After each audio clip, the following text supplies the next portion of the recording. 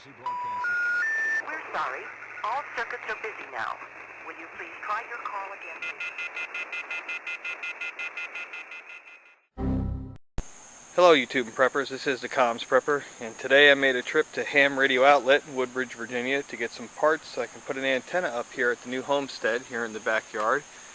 And I'm kind of eyeballing what trees I have available, and there's some really nice ones, but unfortunately they're in the neighbors' yards.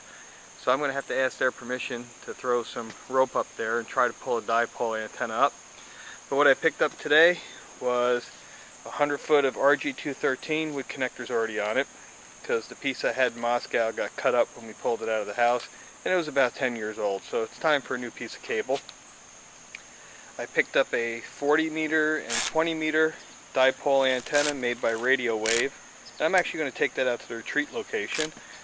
I also picked up a Budwig dipole connector kit with 2 insulators and some copper wire. So we're going to make a dipole antenna for here, because that antenna is about 66 feet long. I don't think I'm going to have the real estate here in the backyard for that. I might, but we'll have to measure it and check that out. And there's the Comms Prepper dog. Hey dog. Okay, dog doesn't move. And I also got a ground bus bar. So when my radio equipment arrives, I'll be setting that ground bus bar up in the radio station, connected to an independent ground rod for the station with lightning arresters. So if we get hit by lightning, everything should be properly grounded and bonded, and that's the ground bus bar there. That was a little bit pricey. That was about 70 bucks. So we got some parts here. I'm going to work on this afternoon. I also got some 550 cord equivalent to help pull these antennas up. I'm going to have a whole lot more real estate out at the retreat location, but I do need to find out what trees I can connect to and how I can run this along. So I'm going to pause here and we'll try putting this antenna together. Alright guys, I changed my mind and I put that Radio Waves antenna up. There's the center of the dipole. That's the coax coming down. And I got 100 foot of that coax and I run it alongside here. And where I've got to get this up to is I'm probably a little bit short to keep it real neat looking. But I'm going to run it in where that air conditioner goes in, because that's where I'm going to have the radios. But the coax is up. The antenna's up. I talked to the neighbors. They gave me permission to throw a line over their limb there. So I got it up pretty high. I mean, it's not ideal, but that ain't too bad.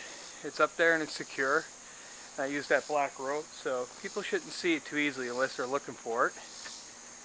And there's the antenna, strung between 2 trees on each side of the property line. So now I'm going to drop a little messenger line out the vent where the air conditioner goes in that window and see if I can't pull that coax up into what's going to be the radio shack.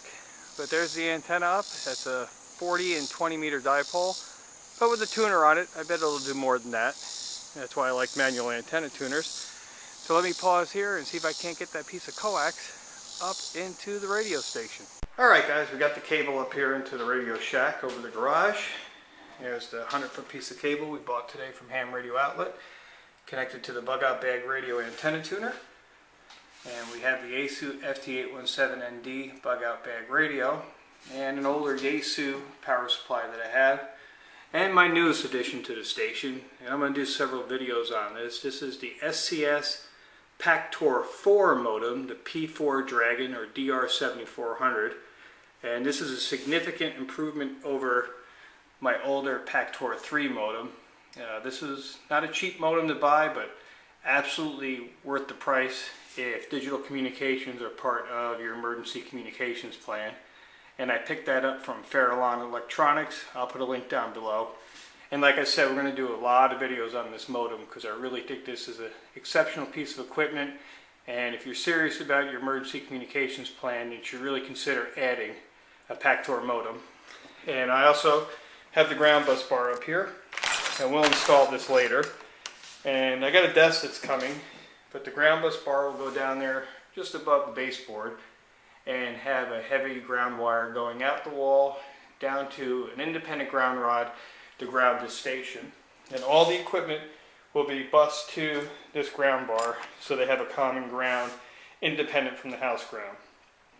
And there's the station, and hopefully we'll be on the air tonight and I'll get this video posted. But we're able to get an antenna up here at the home base, and this weekend if I get out to the retreat, we'll put another dipole up out there. So as always, thank you for watching my videos and subscribing to my channel. This has been the Comms Prepper with a video on putting up a dipole antenna and setting up a, we'll call this a temporary base station right now until I get the ground rod in. Bye guys.